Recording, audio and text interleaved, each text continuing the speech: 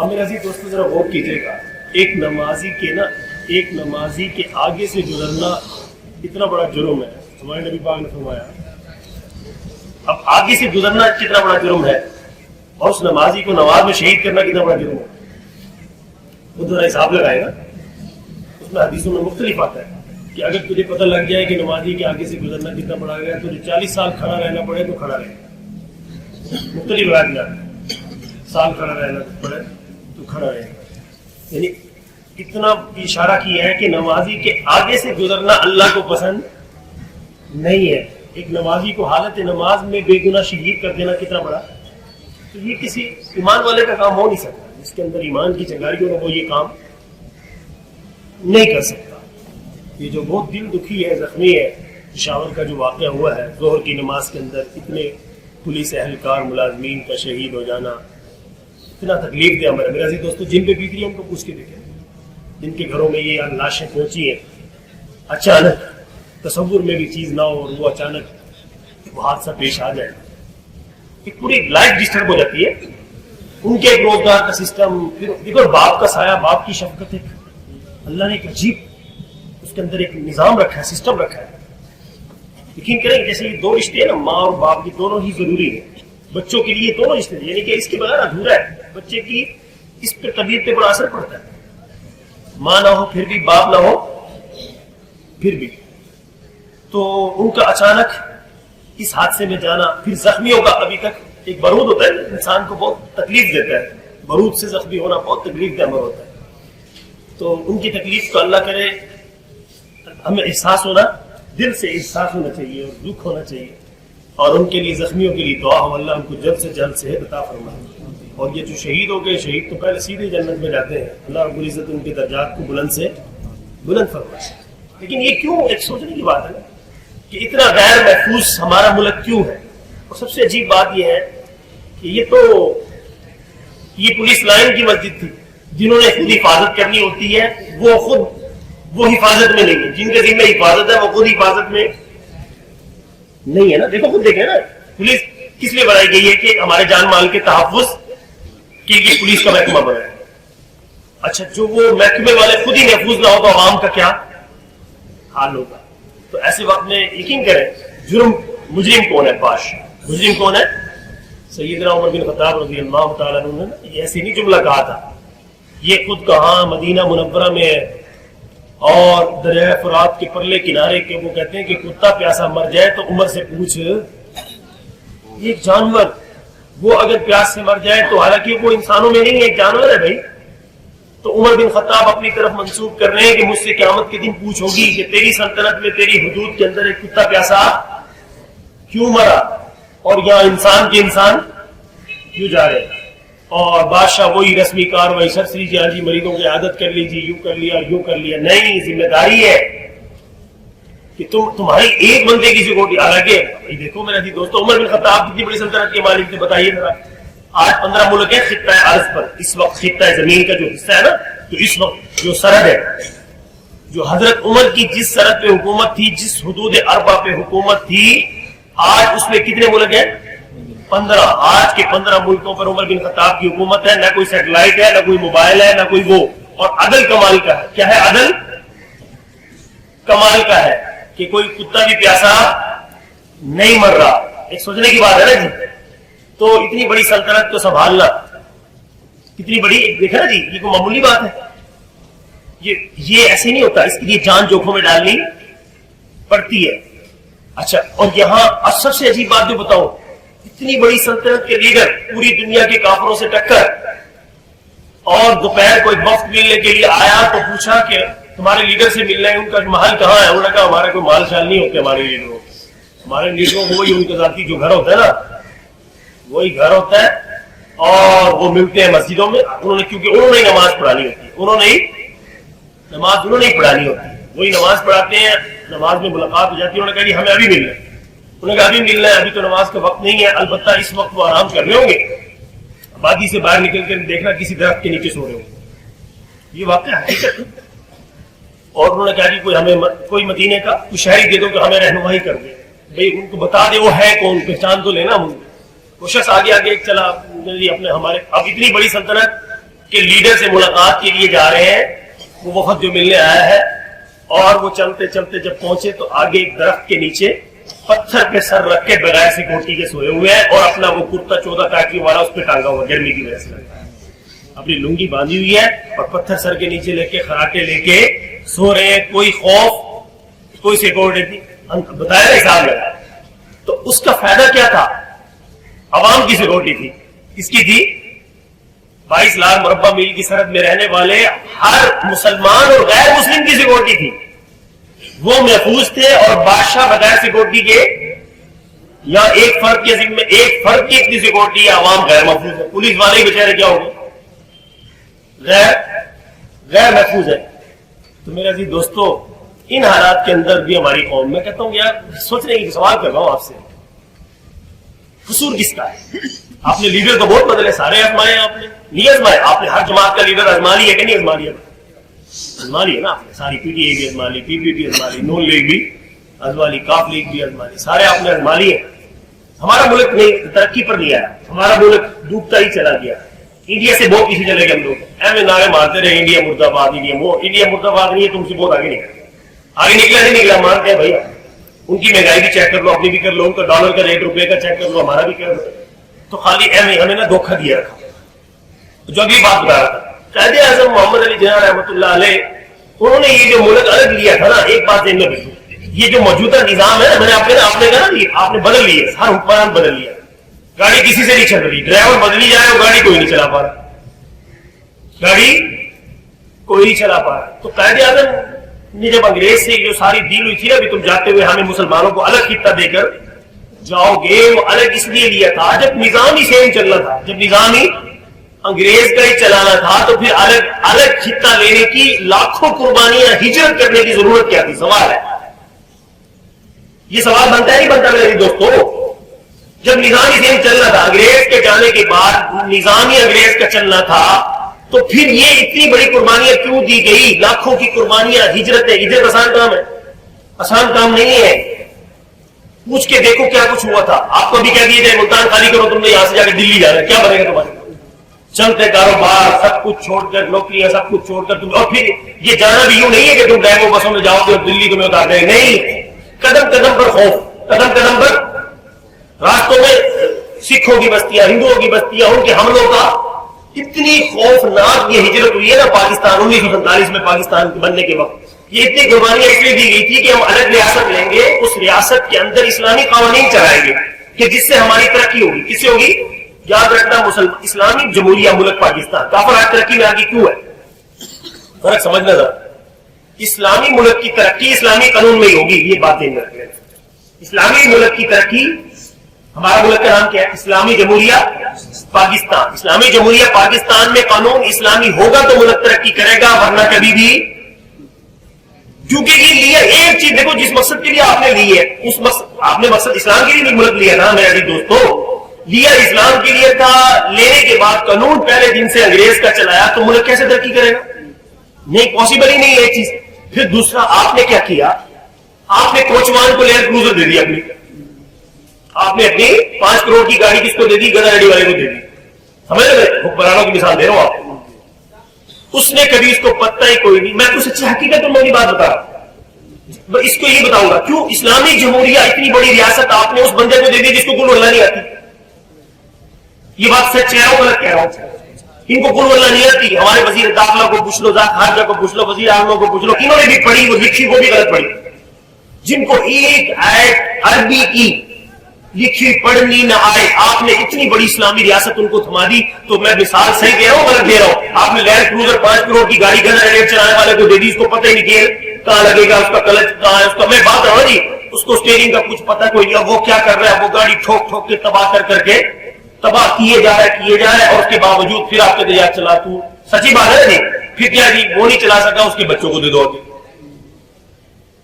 آپ کی گاڑی کا سچا ایمانداری سے بتا رہا ہے، لوگ آج سائیکل نہیں دیتے، سائیکل ایک دفعہ دے دیے نا، اگر وہ سائیکل صحیح سلامت آ گئی تو ابھی تو بتا بھی نہیں، اگر وہ سائیکل اگر آپ کی ٹھوک ٹھاک کے لے لو گے مہربانی دوبارہ دیکھو سائیکل ہے، اور آپ نے اتنی بڑی ریاست جاہلوں کو نلائکوں کو دے دی، جن کو ملک آپ نے اسلامی دیا۔ بات یہ کر رہا ہوں، اسلامی ریاست تو اسلام کے جاننے والے کو دینی چاہیے تھی نا، ہمارا لیڈر پتہ کون بننا چاہیے تھا؟ ان کو لیڈر بنانے سے پہلے ابو بکر صدیق کی خلافت بڑھانی تھی کہ ریاست ایسی چلانی ہے، اسلامی ریاست۔ نبی پاک نے، دیکھو ایک بات ذہن میں رکھ لینا، نبی پاک نے جاتے ہوئے لیڈرشپ کس کو دیا؟ مجھے صرف اتنا بتاؤ۔ اس وقت مدینہ منورہ میں کوئی کم صحابہ تھے ایمان والے، بڑے بڑے دانشور لوگ تھے اس وقت، لیکن آپ صلی اللہ علیہ وسلم نے یاد رکھنا، جس کو مصلی دیا، جس کو ممبر دیا، لیڈرشپ بھی اسی کو دی ہے۔ کسی تیسرے آدمی کو انہوں نے تو مسیح میں کبھی گھس کے نہیں دیکھا، مجھے تو کبھی عید کی نماز بیٹھنے میں بچے پڑھ لیتے تو اب ختم ہو گئی ہے۔ آپ نے اپنا ملک، وہی بتا رہا ہوں نا، سمجھ میں آ رہی ہے میرے ایسی دوستوں بات؟ آپ نے خود اپنے ساتھ زیادتی کی ہے، پلاؤ پاؤں کو کلاری مار رہے ہیں، پھر رو رہے ہیں جی راتوں رات پیٹرول بڑھ گیا، ڈالر کہاں چلا گیا۔ یہ تو جائے گا کہ آپ نے نااہل کو ایک چیز دے رکھی ہے تو وہ تو تباہی کرے گا بھائی، کیا کرے گا؟ تباہی کرے گا۔ تو آپ صلی اللہ علیہ وسلم نے جاتے ہوئے ریاست مدینہ کس کو دی تھی؟ سیدنا مصلی بھی دیا، ممبر بھی ان کو دیا، اور لیڈرشپ بھی انہیں کو دی تھی۔ اس میں پیغام دے دیا کہ جو مصلی اور ممبر پر ہوگا لیڈرشپ بھی وہی کرے گا، کیونکہ اسلامی نظام، اسلام کو سمجھنے والا ہی اسلامی جمہوریہ، اسلامی ملک چلا سکتا ہے، کوئی اور اس کا اہل نہیں ہے۔ جن کو کل واللہ نہیں آتی آپ نے ان کو دیا، اور صدا دی، اور 45-75 سال سے دی، وہ نہیں جو اب ان کی نسلیں پکڑ لی۔ بھائی باپ کو گڈی نہیں چلانی آ رہی، بیٹے کو دیکھو تو اور تباہ کرے گی، ایمانداری سے بتا ان کی بھائی دیکھو، میں نے کئی بار یہ بات کی، جتنا پاکستان پہ موجودہ وزیر اعظم کا حق ہے اتنا ہی آپ کا حق ہے۔ کوئی کسی کو وراثت میں تو نہیں ملا نا، یہ جمہوری طریقے سے ہے۔ اس سے پہلے تو ان کا کوئی عام، یعنی کہ پبلک کی طرح تھے نا یہ لوگ، یہ تھوڑی ہے کہ جاتا ہوں انگریز ان کو چابی دے گیا تھا کہ یہ نہیں کہنا تم نے گڈی چلانی، نہیں، ان کا تو نام و نشان بھی نہیں تھا سیاست میں۔ نائل لائے اور آپ نے نائلوں کو بندوں کو اٹھایا اور انہیں کو لائنوں میں لگ کے ووٹ دے کے پھر انہیں کو آزما گڈی چلی نہیں رہی ان سے، بھائی قرضے لے کے ہم خوش ہو گئے جی، یہ سڑک بن گئی، یہ بن گیا، کالج کو یونیورسٹی کا درجہ دے دیا، فلاں دے دیا۔ تمہارے ساتھ ہو گیا ہے یار تمہیں، یعنی کہ اس ملک کو یعنی کہ اس سے خزانے لوٹ کے انہوں نے اپنے بینک بھرے اور ملک کو چلانے کے لیے قرضے، سودی قرضے لے لیے۔ ہم سب قرضوں میں، اسلام ایک دن برداشت نہیں کرتا یہ چیز جو آپ 75 سال سے برداشت کر رہے ہیں۔ حضرت میں آپ کو حقیقت میں کی بات کر رہا ہوں، خدا کی قسم قیامت کے دن مجرم بن کر جائیں گے ہم لوگ۔ اتنی بڑی اسلامی، یہ اسلام، یہ ملک ایمانداری سے بتانا کہ اسلام پہ بنا تھا، یہ خاص کر پاکستان۔ اس وقت دنیا میں جتنے بھی ملک ہے نا، یہ واحد ملک ہے جو اسلام کے نام پہ بنا۔ اسلامی ملک بہت سے ہیں نا بھائی، بہت سے اسلامی ملک ہے دنیا میں، لیکن پاکستان اسپیشل جو بنایا گیا تھا، یہ جو ہجرت کی گئی تھی، یہ پارٹیشن جو ہوئی تھی 1947 میں، یہ کس نام پہ ہوئی تھی؟ ورنہ انگریز کے جانے کے بعد ضرورت نہیں تھی، جو سسٹم مل جل کے چلاتے رہتے، کچھ ان کا وزیر خارجہ ان کا جاتا، وزیر داخلہ ہمارا ہو جاتا، کوئی ایک سکھ بنا لیتے، تینوں مل جل کے گڈی چلائی رکھتے۔ کیوں عادت لی تھی ریاست؟ اسلام کے لیے لی تھی بھائی، کس لیے لی تھی؟ اسلام کے لیے۔ ورنہ پاکستان سے زیادہ مسلمان اب بھی ہندوستان میں، اب بھی یقین کرو مبارک میں رہ گئے، نہیں رہ گیا آج۔ قسم اٹھا کے کہہ رہا ہوں، آج کے پاکستانی کے مقابلے میں وہاں کا مسلمان خوش ہے۔ ہم حج پہ ملتے ہیں، عمروں پہ مل کے دیکھتے ہیں، ہم ان کے بڑے افسوس سے ملتے ہیں، یار تم پر کیا بیت رہی ہے، وہ کہتے ہیں تم سے سوکھے ہیں۔ خدا کی قسم یہ مسجد نبوی کی باتیں بتا رہا ہوں تم کو، رسول اللہ کی مسجد جھوٹ بولیں گے؟ کعبۃ اللہ کے سامنے بیٹھ کر میں نے دیا کہ مسلمانوں کو پوچھا یار کیا حالات ہے تمہارے، کہتے ہیں اللہ کا شکر ہے تم سے اچھے، تم سے خوشحال ہے۔ یہ بات غلط نہیں کر رہا، سچ کر رہا ہوں۔ اب بھی بھگت رہے گا نہیں بھگت رہے بھائی میرے دوستوں، بتاؤ کیا حالت ہوئی کھڑی ہے۔ یہ آپ کے سیاستدانوں کے الفاظ ہیں، سیاستدان کے، اس نے کہا آج کے اس جو اب 2023 میں جو حالات ہو گئے نا، جس کی 50,000 سے نیچے آمدن ہے وہ زندہ نہیں رہ سکتا۔ اور آپ پوچھ کے دیکھیے بیچاروں کی تنخواہیں باہر کیا، غریب غریب تر ہوتا جا رہا ہے اور امیر امیر اس کے چھکے لگ رہے ہیں۔ ایک بات کر رہا ہوں نا جی، غریب، اب یہ اسلام تو اس کی تعریف دیتا ہے، کوئی نہیں، اسلام کیا تعلیم دیتا ہے؟ عمر بن خطاب لیڈر ہے، مسلمانوں کے لیڈر ہے، ہر نماز ان کے ذمے ہے، جمعہ بھی ان کے ذمے ہے۔ اب کیا ہے، جمعہ پڑھانے آئے نئے کرتے کے اندر، ایسا احتساب عوام کو سکھا کر گئے تھے نبی پاک صلی اللہ علیہ وسلم۔ ہم انہیں لیڈروں کو یہ آ جائیں گے ہمارے بس ابے کی قربانی کے آگے، اس کو پھر کندھوں پہ اٹھاؤ، فوٹو لگاؤ، سیلفی بناؤ ان کے ساتھ، جن کو تم نے لٹر مار رہے تو ان کے ساتھ سیلفی لگوائی کریں۔ ہماری خیال کیا چل رہی ہے، فوٹو پر چل رہی ہے، پہلا فلیکس لگوا دو۔ یہ لٹیرے تمہیں لوٹ کے تھکتے نہیں تھماتے، اور تم ان کے فوٹو ان کے ساتھ لگوانے میں فخر، اوپر جواب کیا دو گے مالک کو؟ میں صرف یہ کہتا ہوں، اوپر جواب کیا دو گے؟ جن کا احتساب کرنا تھا، جو تمہارے خون کو، جن کے حقیقت درد کر رہا، یہ واقعات ایسے نہیں ہو جاتے، یہ منٹوں میں یہ عادت فن نہیں ہوا، یہ پری پلان ہوا ہے، یہ پشاور کا واقعہ معمولی نہیں ہوا کہ خود کوئی ممبار آیا جی نماز پڑھی جی پہلی رکعت میں تھا۔ یہ سب فراڈ ہے، یہ سب کیا ہے؟ فراڈ ہوتا ہے۔ یہ کاروائیاں اوپر بڑے پیمانے پر کروائی جاتی ہے. اس میں نے ابھی آپ کو بتایا جب ایک نمازی کے آگے سے گزرنا نبی پاک نے اتنا بڑا جرم بتایا, نمازی کو شہید کرنا کتنا بڑا جرم ہوگا. نمازی کے آگے سے گزرنے سے نبی پاک نے اتنا سختی سے منع کیا کہ تجھے سالوں سال کھڑا رہنے پڑے, تو کھڑا رہ گئی اوپر نمازی کے آگے سے نہ گزرو. ایک نمازی کا مقام کیا ہے؟ ایک نمازی کا جب یہ مقام اتنا ہے, اس نمازی کو نماز کی حالت میں اس کے پرخچے اڑا دینا کتنا بڑا جرم ہے. کسی ایمان والے کا کام ہو سکتا ہے؟ یہ سارا کچھ کروایا جاتا ہے. پھر پولیس لائن میں سیکورٹی کے اندر جا کے یہ کام کر دینا, یہ حکومتوں کا کھیل ہوتا ہے سارا کا سارا. آپ پیچھے جا کے دیکھیں, مجھے بتایا کہ انہوں نے کہا دیا وہ سوری ہوم کی کارڈ چیزیں, انہوں نے کہا اتنے میں کرواؤ, 500-700 بندے پھڑکواؤ, یعنی اندازہ لگاؤ. میں نے ابھی آج پڑھ کے سنائی ہے, جن ماؤں نے جنے ہیں ان کو پوچھ کے دیکھو, جس ماں نے یہ 1 دن کا بچہ 2 دن کا بچہ پال کے جوان کیا, ان کے نزدیک کیا ہوتا ہے؟ وہ تو کہتے ہیں 500-700 پھڑکاؤ, ہنگامے کراؤ. ان کی اپنی گیم, وہ اپنی گیم چلانے کے لیے کیا کچھ کر دیتے ہیں. اور قرآن جرم کیا بتایا ہے؟ ناحق کسی مومن کو قتل, خدا کی قسم ایک راہ چلتا فقیر بھی اس کو ناحق قتل کرو گے تو قرآن کہتا ہے ومن قتل مؤمنا متعمدا فجزاؤ جہنم خالدین فیہا وغضب اللہ علیہ ولعنہ وأعد له عذابا عظیما. اللہ تعالیٰ نے اس کی سزائیں دیکھو کتنی رکھی ہے. جو کسی ایک مومن کو ناحق قتل کرے, اللہ کہتا ہے فجزاؤ جہنم, اس کی جزا جہنم میں خالدین فیہا, ہمیشہ جلے گا. وغضب اللہ علیہ, خدا کا غضب اترے گا. ولعنہ, اس کی لعنت برسے گی. وأعد له عذابا عظیما, اللہ تعالیٰ اس کے لیے دردناک عذاب تیار کرے گا. معمولی جرم نہیں ہے. ایک مسلمان, ایک قرآن کے الفاظ کیا ہے؟ وَمَنْ أَحْيَاهَا فَكَأَنَّمَا أَحْيَا النَّاسَ جَمِيعًا. قرآن کی آیت کیا ہے؟ جس نے ایک جان بچائی اس نے کہ فَكَأَنَّمَا أَحْيَا النَّاسَ جَمِيعًا, اس نے ساری انسانیت کی جان بچائی. اس سے اندازہ, قرآن کی آیتوں سے اندازہ لگا لینا چاہیے ایک انسانی جان کی اللہ کیا کتنے قیمت ہے.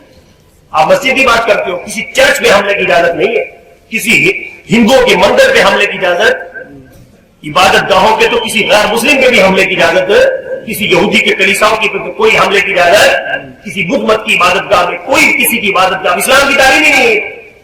سے جائے کہ اسلام پر یہ وار, مساجد کے اندر یہ وار کو ہو جانا. تو میں نے ابھی آپ کے سامنے یہ عرض کیا تھا نا کہ میرے ابھی دوستوں, خدارا سنبھلے, یہ جاگنے کا وقت ہے. جن سے گاڑی نہیں چل رہی ان کے بچوں کو تم اب گاڑیاں ان کے حوالے کرو گے, حقیقت کر دیتے ہو نا. سمجھنے کی کوشش کرنا, اپنے اتنے سے مفاد کے لیے نبی پاک کو کیا دکھاؤ. یاد رکھنا, اللہ قرآن میں فرماتے ہیں کہ مومنوں کو جو ریاست دی جاتی ہے وہ اس لیے جاتی ہے کہ وہ اللہ کے قوانین کا نفاذ کرے. اور خدا کی قسم, اچھا اس کی میں وجہ کروں آپ کو, عمر بن خطاب 22 لاکھ مرتبہ کی سلطنت کے خلیفہ ہیں, بادشاہ ہیں, جمعہ پڑھانے کے لیے ممبر پر آ کے بیٹھے. اسی وقت اتنا احتساب عوام کو, اتنا لیڈر کو قابو رکھتے تھے. اور حضرت عمر بن خطاب نے خود پہلے جب جمعہ خلیفہ بننے کے بعد پہلا جمعہ پڑھانے آئے تو پہلے جمعے کا موضوع کیا تھا پتہ ہے آپ کو؟ پہلے جمعے کا موضوع تھا کہ مجھ سے پہلے خلیفہ اللہ کی بلاوے پہ اللہ کے پاس ابو بکر صدیق, مجھ سے پہلے جو لیڈر تھے تمہارے, جو پچھلا جمعہ تمہیں پڑھا کر گئے تھے, وہ اللہ کے پاس ہے. اللہ کا بلاوا آیا, موت کا پیغام آیا, وہ انہوں نے قبول کیا, وہ اللہ کے پاس چلے گئے. اب ان کی بات ذمہ داری میرے پر آ گئی. پہلے جمعے میں لوگوں سے کیا پوچھا کہ اگر میں ابو بکر صدیق کی طرح نظام نہ چلاؤں اور ان سے پہلے سیدنا محمد مصطفیٰ کی طرح ان کی نظام نہ چلاؤں تو بتاؤ تم میرے ساتھ کیا کرو گے. پہلا جمعے کا خطبہ سن لو. اب آگے سے عوام کیا کہہ رہی ہے؟ عوام خاموش. حضرت عمر کا جل روح بہت تھا, بہت زیادہ. اللہ تعالیٰ نے سارے مسلمانوں میں جتنے بھی صحابہ تھے سب میں 12 عمر تھے, کیونکہ واحد صحابی ہے. سب نے ہجرت چھپ چھپ کے کی. عمر بن خطاب نے اعلان کی, مکہ میں آ کے جا کے کعبہ کے سامنے 2 رکعت نماز پڑھی, تو اعلان کیا ہے کوئی کافر جو اپنے بچوں کو یتیم کرانا چاہتا ہو, جو اپنی بیوی کو بیوہ بنانا چاہتا ہو, کہ آج عمر بن خطاب ہجرت کر رہا ہے اکیلے طرح کوئی مائیکل اور روکنا چاہے تو روک کے دکھائے. کتنی پاور کی اللہ کا شکر ہے. ابو جہل کے بھی ٹانگے کام گئی, کوئی روک نہیں سکا. اللہ نے روک بھی بڑا رکھا تھا. تو اللہ کی شان جب لیڈر بنے تو مسلمانوں کو پہلا جمعہ پڑھانے ہیں. آپ نے یہ سوال کر لیا کہ میں ابو بکر صدیق کی طرح نظام نہ چلاؤں تو تم کیا کرو گے؟ سوال کا جواب دو میرے ساتھ. لوگ خاموش. دوسری دفعہ پھر یہ سوال دہرایا, تیسری دفعہ سوال دہرایا. بیچ میں سے ایک نوجوان کھڑا ہوا, اس زمانے میں تلوار ہاتھ میں لگا کے رکھتا تھا.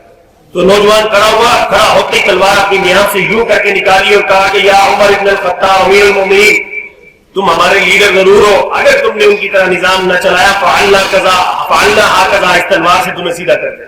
عمر بن خطاب نے گلے سے لگایا اور کہا کہ میں تم سب سے یہ جواب سننا چاہتا ہوں کہ لیڈر کو ایسے چلانا ہے.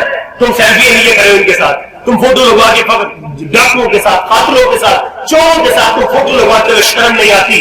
جو ملک کا ستیہ ناش کر دیا تمہیں فخر ہوتا ہے ان کے ساتھ فوٹو لگوانے. وہ عمر بن خطاب نے اس کو سینے سے لگا کے پیغام دے دیا کہ ہمیں غلط چلنے نہیں دینا, اور پھر ایسا صحیح چلے, ایسا صحیح خود چلے. خود ہی لوگوں کو کہا کہ مجھے میرا انتظار رکھنا. اور پھر ایک جمعہ آیا, آپ کو معلوم ہونا چاہیے عمر بن خطاب نے بیت المال سے تنخواہ بھی نہیں لی، کاروبار تھا، خلافت ملنے کے بعد کاروبار کو وقت نہ دے سکے، کاروبار ہی ٹھپ ہو گیا، کاروبار جب ٹھپ ہو کے رہ گیا تو ایک جوڑا سلوانے کے پیسے بھی نہیں تھی، جو کی روٹی کھاتے وہ نگلنا مشکل ہوتی تھی، اتنی بڑی سلطنت کا لیڈر ہے، وہ ایک کرتا سردی گرمی پہن کر یہ نوبت آ گئی، اس میں 14 کا کیا لگا کہ ایک اس سے 2-3 دن پہلے اور اس میں کیا ہوتا تھا یہ تمہیں بتانا چاہ رہا تھا، اب ملک کی دولت ہے، ایک بندہ ہیلی کاپٹروں میں پھری جا رہا ہے، وزیر اعظم ہاؤس کا لاکھوں کا روزانہ خرچہ ہوئی جا رہا ہے۔ عمر بن خطاب نے ہمیں پیغام دیا ہے اسلامی جمہوریہ ایسا نہیں ہوتا، اس میں جو چیز بھی بادشاہ کو ملتی ہے اتنی عوام کو ملتی ہے، اس کو ذرا سبق سمجھ لینا۔ اس جمعے سے پہلے جو یمن سے چادریں آئی تھی حضرت عمر بن خطاب نے سب مسلمانوں کو بانٹی، ہر مسلمان کے گھر جو چادر گئی وہ ان کے حصے میں آئی، وہ ان کے حصے میں ایک آئی، ہر مسلمان کو مومن کو ایک ایک چادر ملی۔ مدینہ میں عمر بن خطاب کو بھی کیا ملی؟ ایک ہی ملی۔ جب جمعہ پڑھانے کے لیے آئے کیونکہ لنگی باندھتے تھے، آپ صلی اللہ علیہ وسلم بھی ہمیشہ تیمن باندھا کرتے تھے، عرب میں وہ تھا، تو اللہ کی شان وہ عرب کا لباس تھا اس ٹائم، تو اللہ کی شان یہ جو آج کل ٹوپ پہنی ہے نا یہ رسول اللہ کے زمانے کا لباس نہیں تھا، کبھی آپ کو دھوکہ لگے، یہ بھی بتا دوں اس کرتے سے نبی پاک نے منع فرمایا، جو آج عرب کنٹری میں یہ لمبا کرتا پہنا جاتا ہے نا یہ سنت نہیں ہے، یاد نبی پاک صلی اللہ علیہ وسلم کے زمانے میں نیچے تہبند ہوتی تھی اور یہ ہماری طرح کا کرتا ہوتا تھا جیسے میں نے پہنا، یہ سنت لباس ہے، یہ بھی میں آپ کو تو آج کی دیر کروں۔ اچھا اللہ کی شان، عمر بن خطاب جب لنگی باندھی ہوئی نئی چادر کی جو ملی تھی کل ان کو، ایک نئی چادر کا کرتا سلوا کے پہنا ہوا، جمعہ پڑھانے جو ہی ممبر پہ بیٹھے عوام نے فوراً ٹوک دیا، امیر المومنین کل چادر سب کو ایک ایک ملی تھی، یہ میں آپ کو بتا رہا ہوں اس کو کہتے ہیں باشعور قوم۔ عمر بن خطاب امیر المومنین خلیفہ کو کہہ رہے ہیں کہ کل چادر آپ کو ایک ملی تھی، ہمیں بھی ایک ملی تھی، ایک چادر آپ نے باندھی ہوئی ہے، یہ دوسری کا کرتا کہاں سے بنایا ہے، پہلے اس کا حساب دو پھر آگے چلنا۔ عمر بن خطاب رضی اللہ تعالیٰ عنہ اتنے خوش ہوئے اور اسی ٹائم اپنی نظر ڈولائی، ان کے سامنے بیٹے جمعہ پڑھنے آئے تھے، کہا عبداللہ آؤ بتاؤ، اپنے بیٹے کو بلایا اور بیٹے نے روتے ہوئے بتایا کہ میں اپنے ابا کو جب سے میرے ابا لیڈر بنے ہیں کہ اس کے میرا ابا کرتا نہیں سلوا سکا، 14 ٹاکیاں کرتے کے آ گئی، کل میں نے منت کر کے کہا ابا جان ایک چادر آپ کو ملی ہے، ایک باندھ لو گے، یہ کرتا پھر پرانا ہے، آپ کو میں اپنی چادر گفٹ کرتا ہوں جو کل مجھے ملی تھی۔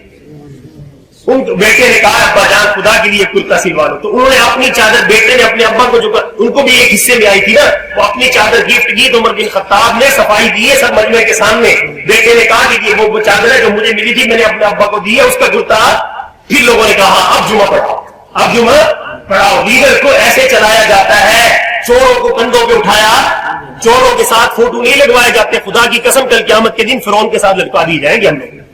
ہم نے حکمرانوں کو ٹھیک کرنا تھا، پس بھی جا رہے، رندا چلی جا رہے، پھر بھی انہی کنارے ماری جا رہے۔ او بھائی خدا، اب میں یہ واقعہ آج چور دور ہو رہا ہوں، یہ پشاور کا جو سانحہ ہوگا یہ چھوٹا موٹا ظلم نہیں ہوا، پوچھو جاؤ چکر لگاؤ، اگر آپ کو اللہ ہمت دے جاؤ ان کے گھروں میں داد رسی کے لیے جاؤ، یہ گاڑی چلتی ہے پشاور کی، ان کے گھروں میں جا کے ان کی آہیں تو چیک کرو، ان کی سسکیاں چیک کرو، ان ماؤں کی جن کے وہ بچے تھے، جن کے اپنے بچے یتیم ہوئے، ان کی کنڈیشن کیا ہوئی پڑی تھی۔ تو ایسے ملک جس ملک میں یہ تھا اتنا خون، محافظوں کا خون کیوں بہ رہا ہو، تو جن کی دیکھو ہمارے یہ تو پولیس والے کون ہوتے ہیں، ہمارے محافظوں کا خون بہ رہا ہو تو عوام کا کیا حال ہوگا۔ تو ایسے وقت کے اندر یہ اہل ہے، اس قابل ہے کہ یہ حکمران، اس لیے میں سب کو کہتا ہوں جتنے بھی آپ نے لیڈر بدلے نا، آپ چابی دے کر ڈرائیور بدلی جا رہے ہو، ڈرائیور بدلی جا رہے ہو، گڈی کسی کو چلانی نہیں آ رہی، آپ نے ڈرائیور بدلے نہیں، عمران خان نے ڈرائیور بدل لیا، چاچا شہباز بھی ازما لیا، تایا نواز بھی ازما لیا، زرداری بھی ازما لیا، سارے آپ نے ازما لیا، اب ان کے بچوں کو چابی دینے کے لیے کھڑے ہو تم لوگ۔ خدا خوفی بھی کوئی چیز ہوتی ہے، امریکہ میں تو نہیں کوئی ایسے صدر آتا،